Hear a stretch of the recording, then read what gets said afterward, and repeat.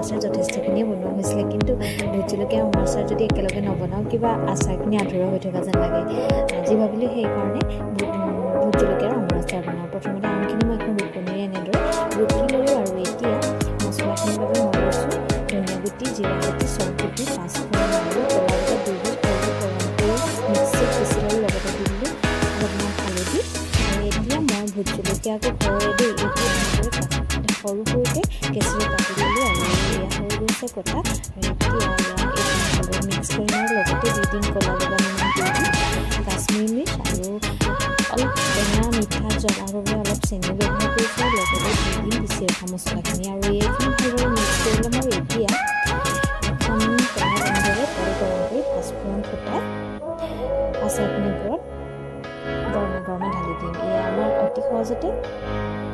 আমৰ আচাৰ ৰেডি হৈ গ'ল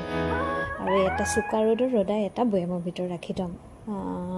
ভিনেগাৰ দিম বুলিও দিব পাৰে এই আচাৰটো বহুত দিনলৈ ভাল হৈ থাকে আৰু ৰুটি বা ভাত দুয়োটাৰ লগত খাব পাৰি ভিডিঅ'টো চাই যদি ভাল লাগিলে লাইক এটা কৰি যাব আজিলৈ আহোঁ বাই